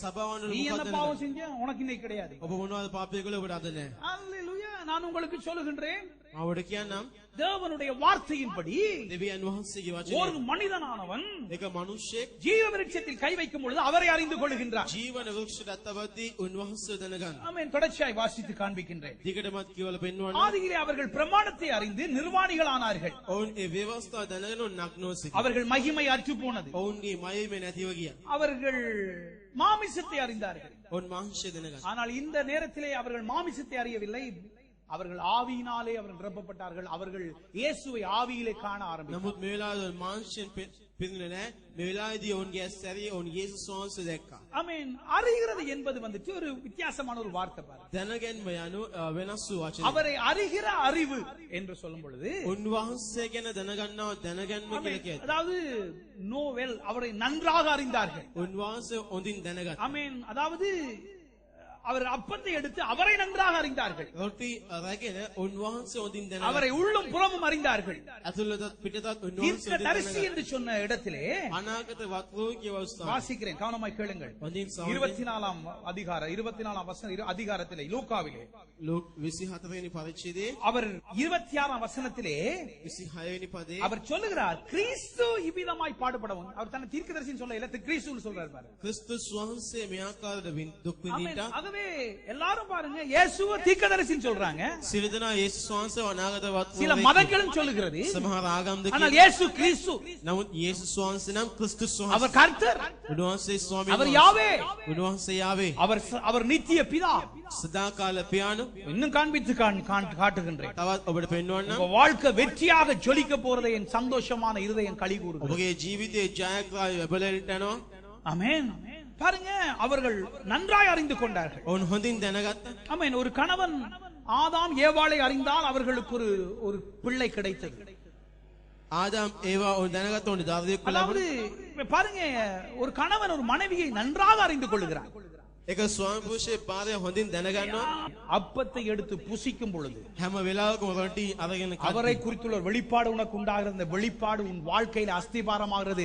அந்த அஸ்திபாரத்தை நிக்கிற நீ ஒரு நாள் விழுந்து போவதில்லை. උන්වහන්සේ ගැන එලිතරාවක් ඇති වෙද්දී එලිතරාව මේ ජීවිතය අස්තිවාරමක් වෙනවා. ඒ අස්තිවාරම විශ්සිදී කවදාකවත් වැටි යන්නේ නැහැ.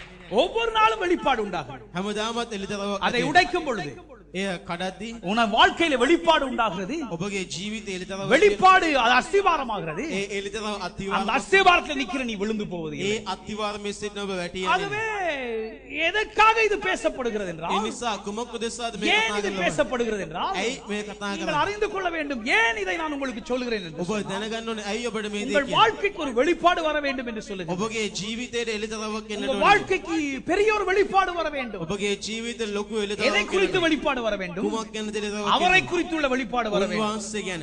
ஆகவே விலக்கப்பட்ட கனியை சாப்பிட்ட முதலாவது குடும்பம் மரித்தது. වලක්කොන් ලැබූ ගෙඩිය කෑ පළවෙනි පවුල නැති වුණා. ஆசீர்வதிக்கப்பட்ட ரொட்டியை சாப்பிடும் பொழுது முதலாவது குடும்பம் வெளிப்பாடை பெற்றுக் கொண்டது.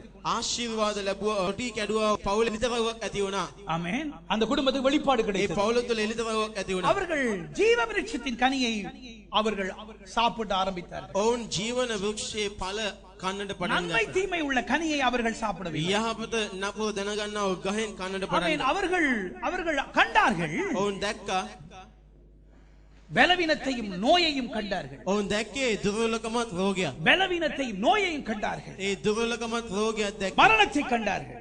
මරණය දැක්කා. மரணம் அவர்கள் வாழ்க்கைக்குள்ளே கடந்து வந்தது. මරණය ඔවුන්ගේ ජීවිතයට ஆனால் இந்த පැමිණියා. ஜீவ விருட்சத்தின் கனியிலே கை வைக்கும் பொழுது නමුත් ඒ ජීවන වෘක්ෂයේ அவர்களுக்கு ඵලවලට பலவீனம் உண்டாகவில்லை, ඔවුන්ට දුර්වලකම් ඇති பலன் වුණා. உண்டானது, சக்திமான் சௌக்கியம் வந்தது. உண்டானது, சௌக்கியதாவே வாழ்வு உண்டானது. ජීවත් වීම ඇති වුණා. ஹல்லேலூயா. ஹல்லேலூயா. இதிலே கை வைக்கிற ஒவ்வொரு மனிதனும் பிழைக்கின்றான். මේ අත්වල එක් මනුස්සයෙක් ජීවත් වෙනවා. எத்தனை பேர் ஆமென் சொல்றீங்க? කෙනෙක් ආමෙන් කියන. அப்பத்திலே வாழ்கிறவன் அப்பத்தை புசிக்கிறவன் மரிப்பதல்ல, රොටියේ ජීවත් වෙන රොටිය අනුභව அப்பத்தை කරන තැනදී புசிக்கிறவன் මැරෙන්නේ. வாழ்வடைகின்றான். ඒ රොටිය අනුභව කරන කෙනා ජීවත් யாராவது වෙනවා. சத்தமா ஆமென் சொல்லுங்களேன். நீ வாழ்வடையும்படியாய் நான் பேசிக் கொண்டிருக்கிறேன். ඔබ ජීවත් වන පිණිසයි කතා நீ කරන්නේ. வாழ்வடைவாய் என்பது எனக்கு தெரியும் பாரு. ඔබ ජීවත් වෙනවා කියන එක මම ஏன் දන්නවා. இன்றைக்கு நீங்க அப்பத்துல பங்கு பெற போறீங்க? අද ඔබ රොටියේ සහභාගී වෙන්නේ. உங்கள் வாழ்க்கையில் ஒரு வெற்றியின் ඔබගේ ජීවිතයේ ජය பூரணங்களை සම්පූර්ණත්වය கொண்டு வர போகின்ற ஒரு நேரம். ගෙනෙන්න යන වෙලාව. இன்னும் சில காரியங்களை காண்பித்து நாங்கள் அப்பத்திலே பங்கு பெறுவோம். තවත් සමහර දේවල් බලලා අපි රොටියේ සහභාගී. அதுவே நல்ல ஒரு காரியத்தை உங்களுக்கு சொல்லிக் ඔබට கொடுக்கிறேன். යහපත් දෙයක් යාන දෙන්නේ. நீங்கள் அவர்கள் பாருங்க, அதுல நீங்க பயப்படுற வேளையிலே தேவனுடைய பந்திக்கு வாருங்கள். ඔබ බය වෙන වෙලේ දෙවියන් වහන්සේගේ භෝජනේ. ஏனென்றால் தேவனுடைய பந்தியிலே பயம் இல்லை. මන්ද දෙවියන් වහන්සේගේ භෝජනේ බය නැහැ. ஆனால் அவர்கள் ஜீவ விருட்சத்தின் கனிக்கு பதிலாக නමුත් ජීවන වෘක්ෂයේ ඒ ඵල වෙනුවට ஜீவ விருட்சத்தின் கனிக்கு பதிலாக ජීවන වෘක්ෂයේ ඵල වෙනුවට அவர்கள் பறித்து சுயமாய் விரும்பி சாப்பிட்ட அந்த மரணத்தின் கனியாய் இருக்கிற நியாயப்பிரமாணத்தினாலே ඔවුන්ගේම සුවකැමැත්තෙන් කඩාගෙන කෑව ඒ ඵලවල ඒ ගාවන ව්‍යවස්ථාව அவர்கள் பயந்தார்கள் என்று வேதம் சொல்லுகிறது. ඒදී ඔවුන් බය වුණායි කියලා பாவ වචන குற்ற உணர்வு உண்டானது. දොස් පැවරීමේ සිත උන්ට ඇති වුණා. இந்த விருட்சத்தில், இந்த ஜீவ விருட்சத்தில் கை வைக்கும் பொழுது මේ ජීවන වෘක්ෂයට අත්බද්දී உன் வாழ்க்கையிலே பாவம் வராது, தைரியம் வரும். ඔබගේ ජීවිතේ පාපෙන්නේ නැහැ. ධෛර්ය නිර්භීතකම එඩිතක தைரியமாய் வந்து பங்கு பெற்றுக் ඔබ கொள்ளுங்கள். ධෛර්යමත් ඔබ පාංකාරී பாவ කෙනෙක්. குற்ற உணர்வு உடைக்கப்படுகிறது. පාපයේ දොස් පැවරීම කඩනු ලබනවා. ரெண்டு பேருடைய கண்களும் திறக்கப்படுகிறது. දෙදිනාගම ඇස් විවර වෙනවා. ஆமென். அவர்களுடைய வாழ்விலே அவர்கள் ஜீவனை கண்டடைகின்றனர். ඔවුන්ගේ ජීවිතය ඔවුන් ජීවනයේ දකිනවා. அவர்கள் தேவ பந்தியாகிய ඔවුන් දෙවියන් වහන්සේගේ මේසේ වූ பாருங்க, இந்த சாப்பிடுறதுனால தான் பிரச்சனை ஆரம்பிச்சது பாருங்க. මේ කන නිසා තමයි ප්‍රශ්නේ எத்தனை මාරම්. பேருக்கு தெரியும்? කේ දෙනෙකුට දන්නවද? ஆதாமே சாப்பிட்டு தான் பிரச்சனைக்கு வந்துச்சு. ආදම් මේවා කාලා තමයි ප්‍රශ්නේ அதே වෙන්නේ. பிரகாரமாக ஒரு சாப்பாடு தான் பிரச்சனைகளுக்கு முடிவு. ඒ වගේම කෑම තමයි ප්‍රශ්න වලට නියම වීමක්. சாபத்தின் ஆரம்பம் சாப்பாடு. ශාපේ ආරම්භයේ කෑම. சாப்பாடு பாருங்க, சாப்பாடு ஆரம்பிச்சா கவனமா இருங்க. කෑම කියලා ආරම්භුනොත් ඔබ ප්‍රවේශම් වේ. கண்கள் எப்பொழுதுமே திறக்கப்பட வேண்டும் வார்த்தைக்கு. ඇස් නිතරම විවර වෙන්න ඕනේ වචනේ වෙනුවෙන්. உணவுனால தான் பிரச்சனை. කෑම තමයි ප්‍රශ්නේ. உணவு, கண்களை ஏறெடுத்து பார்க்கிறோம், உணவு. ඇස් ඔස්සවා බලනවා කෑම. ஆமென். வேலைகள், වැඩ. அவைகள் இவைகள் பொருளாசைகள், මේවා වස්තු තෘෂ්ණාව. ஆமென். அவைகளை எல்லாவற்றையும் கர்த்தர் மூடிவிட்டார். සියල්ලම ස්වාමීන් වහන්සේ சாப பூமியிலே வந்த அந்த உணவு, ශාපේ භූමියෙන් ආව ඒ හැඟීම. முதலாவது ரொட்டி எப்படி கிடைச்சிச்சு? පළවෙනි රොටිය කොහොමද ලැබුණේ? சொல்லுங்க, எப்படி கிடைச்சிச்சு? சாபத்திலே வந்தது. ශාපේ නා. நீ புசிக்கும் நாளிலே அப்பத்தை வேர்வையோடு புசிப்பாய். ඔබ කන දවසේදී ඒ රොටිය වේදනාවෙන් කන. அந்த ரொட்டியை எடுத்து வைத்தார். ඒ රොටිය අරගෙන இரண்டாவது දෙවනුව நோவா ரசத்தை குடித்து ඒ මුද්‍රික පානේ බීලා பாவியானார். පව්කාරයෙකු. இது ரெண்டும் தனித்தனியா இருந்தால் சாபம், මේ දෙකම වෙන් වෙලා තිබුණ ரெண்டும் ශාප. சேர்ந்து வரும்பொழுது ஆசீர்வாதம். දෙකම එකතු වෙනකොට எத்தனை பேர் ආශිර්වාද. ஆமென் சொல்றீங்க? දෙදෙනෙක් ආමෙන් කියන. ஆமென் சொல்லுங்க. ආමෙන් කියන. இது இன்றைக்கு சேர்ந்து வரப்பொழுது உங்கள் வாழ்க்கையில பெரிய நன்மை உண்டாகும். එකතු වෙන්නට යන අපේ ජීවිතේ ரொம்ப මාතු நல்லா යහපතක්. இருப்பீங்க பாருங்க. ඔබ බොහොම යහපත් වෙන්නේ. ஹalleluya. හalleluya. ரொம்ப நல்லா இருப்பீங்க. බොහොම හොඳින් ඉඳී. அதுவே இதை குறித்து கண்களால் நாங்கள் எதை பார்க்கிறோம் என்பது முக்கியம் ඒ பாருங்க. නිසා මේ ගැන අපි ඇස් වලින් මොකද්ද බලන්නේ කියන එක වැදගත්. ஆமென். அதுவே முதல் பந்தி பழத்தாலே உணவினாலே பிரச்சனை வந்தது, உணவினாலே பிரச்சனையை முடித்து வைத்தார். ඒ ගෙඩිය නැත්තම් කෑම නිමිත්තෙන් ප්‍රශ්නයක් ආවා. ඒ කෑමෙන් මේ ප්‍රශ්නේ ඉවර ஜீவ කළා. விருட்சத்தை புசித்தால் ජීවන වෘක්ෂයෙන් කෑම கண்கள் திறக்கப்பட்டு ඇස් ඇරි பலத்தையும் சுகத்தையும் ஜீவனையும் கண்டடைவீர்கள். ශක්තියත් බලයත් ජීවනයත් ඔබ දැක ගන්නවා. ஆண்டவர் சொன்னார், என் இரத்தத்தை பானம் பண்ணுவதிலே ஜீவன் உண்டு என்று சொன்னார். මගේ ලේ පානය කරන්නව තැනැත්තේ ජීවනයේ තිබෙන බව කියව. ஆமென். எல்லாவற்றையும் கர்த்தர் சப்ளை பண்ணணும். සියල්ලම ස්වාමීන් වහන්සේ සපයන්න ඕන. இது மனுஷ சப்ளை இல்ல, இது தேவ சப்ளை. මනුෂ්‍ය සපයන්නක් නෙවෙයි දෙවියන් இது වහන්සේ සපයන්නේ. தேவனுடைய சப்ளை பாருங்க. මේ දෙවියන් වහන්සේගේ ஆமென். සපයීම. இந்த தேவ சப்ளையை நான் வாஞ்சிக்கின்றேன். මේ දෙවියන් වහන්සේගේ සපයීම මම ආශා වෙනවා. ஆகவே இதை குறித்து இன்னும் சில காரியத்தை சொல்லிக் கொடுத்து முடிக்க விரும்புகின்றேன். මේ ගැන තවත් කීප කාරණා කීපයක් කියලා ඉවර කරන්න. ஆதியாகமம் 13ஆம் அதிகாரம் 10ஆம் வசனம். උත්පත්ති 13 දාය. ஆமென். கண்களை ஏறெடுத்து பார்த்து, ඇස් ඔසවා බලා கண்களை ஏறெடுத்து பார்த்து ඇස් ඔසවා බලා நாங்கள் காரியங்களை தீர்மானிக்க கூடாது பாருங்க. අපි කාරණාවන් තීරණය කරන්න ஆமென். බෑ. எப்பொழுதுமே பாருங்க, නිතරම ඔගේ බලන්න 13:10 வாசிக்கின்றேன். 13 දාය.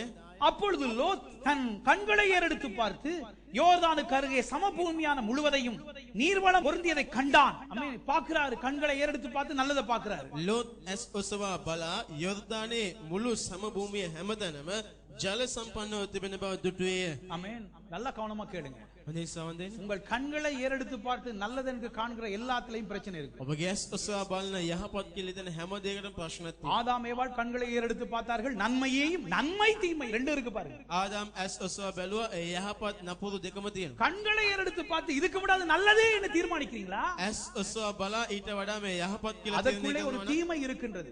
ඒ තුල නපුරකුත් நான் තිබෙනවා. உங்களுக்கு சொல்லுகின்றேன், මම ඔබට කියන්නම්. ஜீவனுக்கு நேராக இன்றைக்கு இங்கே பேசப்பட்ட சத்தியத்துக்கு நேராக வாழ்ந்து பாருங்கள். මේ කතා කරන ලබන්නව සත්‍යතාවේ බලාව ජීවත් நன்மை வராது.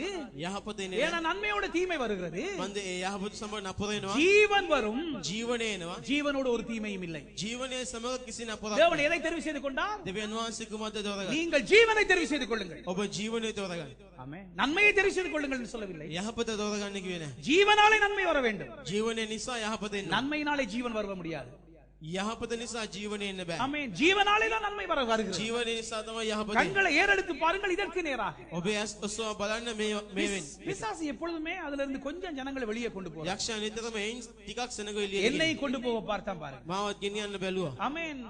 நல்லதை அறிந்து கொள்ள வேண்டாம். යහපත දැනගන්න එපා. பாருங்க, கடைசி லோத்துடைய வாழ்க்கையில நடந்தது. ලෝත්ගේ ජීවිතේ කොහොමද அவர் நல்லதுன்னு கண்ட அந்த இடத்திலே அவர் மனைவியை இழந்தார், விபச்சாரம் உண்டானது, எல்லாம் போச்சு பாருங்க, தலைகீழ போச்சு. එයා යහපත් කියලා ඇස්සසුව බැලූ ස්ථානේ තම භාර්යාව නැති වුණා. පාප සියල්ල வாழ்க்கை. මායිමි කරගත්ත පාපේ ජීවිතේට පැමිණියා. அவர் கண்களை ஏறெடுத்து பார்த்து என்ன சொன்னார் என்றால், ඇස්සසුව බලා මොනවද කියේ? ஆமென். 13:10 வாசிங்க. அப்பொழுது லோத்து தன் கண்களை ஏறெடுத்து பார்த்து, ලෝත් ඇස්සසුව බලා ஆமென், ஓ நல்ல இடத்தை கண்டார், நன்மையை கண்டார். යහපත දැක්කා. ஆமென். அதுக்கு பின்பதாக ඉන්පසු அவருடைய வாழ்க்கையிலே எல்லாம் இழந்து போனார்.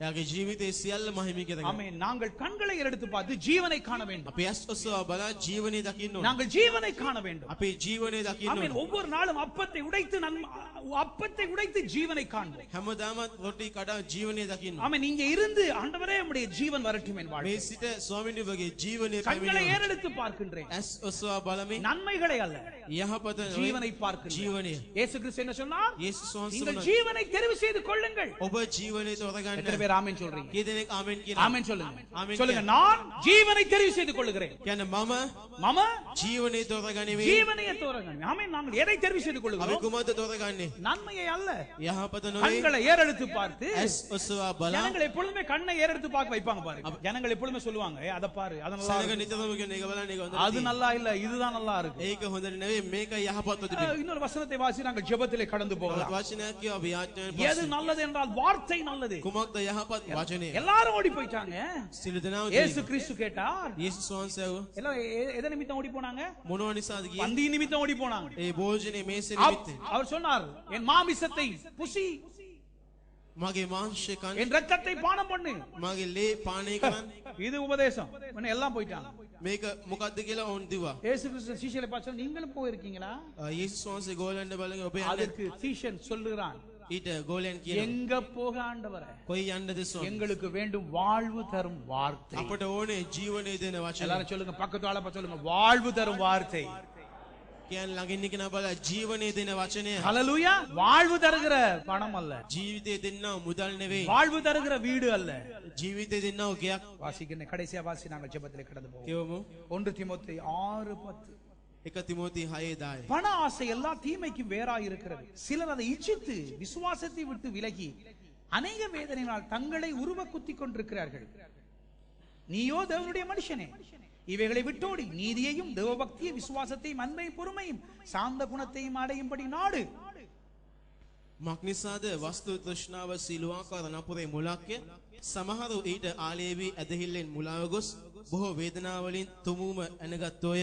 නමුත් දෙවියන් වහන්සේගේ මනුෂ්‍ය නුබවනායි මේවායින් පලා ගොස් ධර්මිෂ්ඨකමද භක්තිවන්තකමද ඇදහිල්ලද ප්‍රේමද ස්ථිරකමද මොලොක් ගුණයද පස්සේ ඵල යන්න. ஹல்லேலூயா. வேதம் என்ன சொல்றது?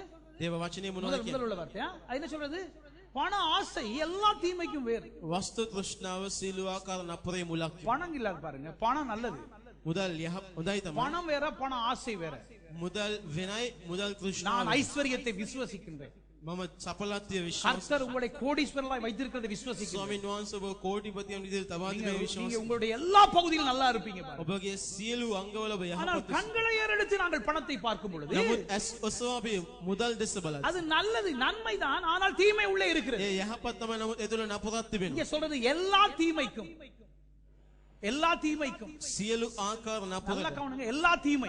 සියලු ආකාර நம்ம නපුරක්. கண்களை ஏறெடுத்து நாங்கள் போகும் பொழுது අපි ඇස් ඔසවා love බලාගෙන of money, love of Jesus விட்டுட்டு love of moneyக்கு போனீர்களா இருந்தால் ඔබ යේසුස් වහන්සේගේ ප්‍රේමය අතහැර all මුදල් වලට ප්‍රේම evils, කළා. all kind of evil, எல்லா பிரச்சனைகளும். සියලු ආකාරයේ නපුර.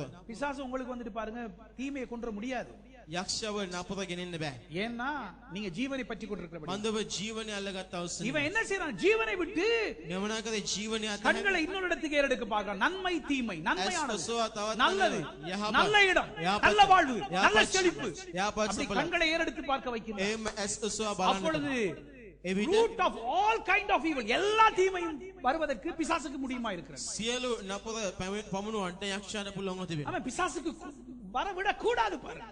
නමුත් ඒ යක්ෂයා දිඩාදී கண்களை ஏறெடுத்து பார்த்து ඇස් ඔසවා බලා பாருங்க, சிலர் அதை இச்சித்து සමාද ඒ තෘෂ්ණාවේ விசுவாசத்தை விட்டு விலகி, என்ன விசுவாசம்? ඇදහිල්ලෙන් අහක්ව ගොස් அவன் பிசாசு எப்பவும் தயாரா இருக்கு, அந்த விசுவாசத்தை விட்டு கொஞ்சம் வெளியே வா. යක්ෂයා උත්සාහ කරන ඇදහිල්ලෙන් ඔබ එළියට அவன் விசுவாசத்தை விட்டு வெளியே வருவதற்கு யாருக்கும் இடம் கொடுக்க வேண்டாம். ඇදහිල්ලෙන් එළියට එන්නට කාටවත් මිට දෙන්න. விசுவாசம் என்பது எங்களுடைய கப்பல். ඇදහිල්ල යන අපගේ නැව. ஆமா, இந்த இதை நான் அங்க பார்த்தா இந்த கப்பல் அப்படியே பிறண்டுரும் பாருங்க. ඒ පැත්ත බැලුවොත් මේ නැවයම පෙරලෙනවා. அநேக வேதனைகளினால் බෝ වේදනාව தங்களை உருவ குத்திக் கொண்டு இருக்கின்றார்கள். තමුන්ව ඇනගන්නවා. ஆமென். நாமளே நம்மளை வேதனைப்படுத்துறதுக்கு சமனாயிருந்தார். අපි අපටම වේදනාව ඇති කර ගන්නවට සමානයි. நன்மை தீமை வேண்டாம், යහපත නපුර එපා. அதற்கு கண்களை திறக்க வேண்டாம். ඊට ඇස් ඔසවන්න එපා. ஜீவனுக்கு கண்களை திறப்போம். ජීවනයේ ඇස් විවර කර. ஜீவனுக்கு கண்களை திறப்போம். ජීවනයේ ඇස් විවර. ஜீவனுக்கு கண்களை திறக்கும் பொழுது ජීවනයේ ඇස් විවර කර. நான் சொல்றேன், பிசாசுக்கு அந்த இடத்திலே எந்த கிரியைகளுக்கும் இடமே கிடையாது. යක්ෂ දේශානේ කිසිම ක්‍රියාවකට ඉඩක් නැහැ. உங்களுக்கு ஜெயம் கொடுக்கிற தேவனுக்கு மகிமை உண்டாகட்டும். ඔබට ජය දෙන්නා දෙවියන් වහන්සේට මහිමයි. ஹalleluya. හalleluya. ஓ ஹalleluya. சோதரிக்கிறோம். ஹalleluya. சோதரிக்கிறோம் ஆண்டவரே. ස්තුති කරනවා. எல்லாம் நன்றி சொல்லுவோம். ஹalleluya. සියලු දෙනා ස්තුති කරනවා. எல்லாம் நன்றி சொல்லுவோம். ஹalleluya, நன்றி சொல்லுவோம். ஹalleluya, நன்றி சொல்லுவோம். ஹalleluya. ස්තුති කරනවා. ஓ හalleluya. தேவனை சோதரிக்கிறோம் கர்த்தாவே. ස්තුති කරනවා. ஓ தேவனை சோதரம் ஆண்டவரே. எல்லாம் நன்றி சொல்லுங்க. உங்களுக்காக செய்து முடித்த நன்மைகளுக்காக ඔබ උදෙසා කළා වූ යහපත උදෙසා. என்னத்தை அறிந்து கொண்டீர்கள்? කුමක්ද ඔබ உங்கள் දැනගන්නේ? கண்கள் எதற்கு திறந்திருக்கிறது? ඔබගේ ඇස් කුමක් උදෙසා? ஜீவனுக்கு திறந்திருக்கிறது. ජීවනයේ උදෙසා. ஜீவனுக்கு திறந்திருக்கிறது. ජීවනයේ கிருபைக்கு திறந்திருக்கிறது. කරුණාව උදෙසා. கிருபைக்கு திறந்திருக்கிறது. කරුණාව උදෙසා. வாழ்வுக்கு திறந்திருக்கிறது. ජීවිතේට வெற்றிக்கு திறந்திருக்கிறது. ජයග්‍රහණයට. நன்மைகளுக்கு திறந்திருக்கிறது. යහපතට. போதுமானதுக்கும் அதிகமானதுக்கு திறந்திருக்கிறது. සෑහෙන තරමටත් වඩා අධිකව ඔබට විවෘතව உங்க තිබෙනවා. கண்கள் நன்மைக்கு திறக்கவில்லை. ඔබගේ ඇස් යහපතට නෙවෙයි உங்கள் විවෘතව. கண்கள் ஜீவனுக்கு திறந்திருக்கிறது. ඔබගේ ඇස් ජීවනයේ විවෘතව තිබෙනවා. ஹalleluya. හalleluya. நீங்கள் ஜீவனை தெரிவு செய்து கொண்டீர்கள். ඔබ ජීවනයේ තෝරගෙන அந்த තිබෙනවා. ஜீவனுக்குள் மரணம் இல்லை. அந்த ஜீவனுக்குள் நித்தியம் இருக்கிறது, சத்தியம் இருக்கிறது. ඒ ජීවනය තුළ මරණය නැහැ. ජීවනය තුළ සත්‍යතාවය තිබෙනවා. நான் உங்களுக்கு சொல்லுகிறேன், මා ඔබට කියන්නම්. abundance life, அதாவது பரிபூர்ண ஜீவன். සම්පූර්ණ ජීවනය. ஜோவே என்ற அந்த வார்த்தைக்கு ஆங்கிலத்துல வார்த்தையே இல்ல, தமிழ்ல வார்த்தையே இல்ல பாருங்க. සෝවේ කියන වචනයට ඉංග්‍රීසියෙන් දෙමළෙන් වචනයක් ஜோயே, ஜோய் என்று சொல்லும் பொழுது සෝවේ කියලා කියද්දී அதற்குள்ள எத்தனை பூரணங்கள் இருக்குது பாருங்க. ඒ තුළ එපමණ යහපත அந்த ஜோய் என்று கிரேக்க சொல்லு, இயேசுவின் வாயிலிருந்து வந்த அந்த வார்த்தை ඒ සෝයි කියනවා යේසුස් වහන්සේගේ මුඛයෙන් පැමිණිය වචනේ. எண்ணிலடங்காத நன்மைகளுடைய அந்த வார்த்தை ගණනින් කියන්න බැරි තරම් වූ වචනේ உங்களுக்கும் உங்கள் குடும்பங்களுக்கும் உங்கள் வியாபாரங்களுக்கும் சொந்தமாக இருப்பதாக. ඔබගේ ජීවිතයටත් ඔබගේ පවුල වලටත් ඔබේ எல்லாரும் ව්‍යාපාරවලට வாயை திறந்து ஆமென் என்று சொல்லுவோம். සියලු දෙනා මුඛ ஆமென் என்று சொல்லுவோம். ආමෙන් කියලා இவ்வளவு காலமும் நடக்க முடியாத காரியங்கள் இன்றிலிருந்து உங்கள் வாழ்க்கைக்குள்ளே நடக்கும், நிச்சயமாய் நடக்கும். මෙච්චර කාලයක් සිදු වෙන්නේ නැති දේවල් අද ඔබේ ජීවිතේ නිසා ඔබ ஆமென். සිදු වේ. ஹalleluya. பெரிய வெற்றி, பெரிய மகிழ்ச்சி, මහත් වූ ප්‍රීතිය திருமணங்கள், විවාහයන් ஆசீர்வாதங்கள், ආශිර්වාදයන් சௌக்கியங்கள், සෞඛ්‍යතාවය சமாதானங்கள், සමාදානය உயர்வுகள், උසස් වීම எல்லா நன்மைகளும் உண்டாகும். සීල යහපත්කම් அநேக கதவுகள் உங்களுக்காய் திறக்கும். බොහෝ දොරවල් ඔබ දෙසා විවර වේ. யாருமே பூட்ட முடியாத கதவுகளை கர்த்தர் உங்களுக்காய் திறப்பார். කවුරුත් වසන්නට බැරි දොරවල් ස්වාමීන් වහන්සේ ඔබ දෙසා විවර වේ. தோல்வியிலிருந்து ஜெயத்துக்குள்ளே கடந்து வந்திருக்கிறீர்கள். පරාජයෙන් ජයග්‍රහණයට ඇවිත් සිටිනවා. உங்களுக்கு அத்தியிலை அல்ல, ඔබට අධිකා කොළ නෙවෙයි. அவருடைய இரத்தத்தினாலே உண்ட ஜெயம் உங்களை மூடிக்கொள்வதாக. උන්වහන්සේගේ ලේ වලින් ඔබ ජයග්‍රහණය ආවරණය කරගන්න. ஹalleluya.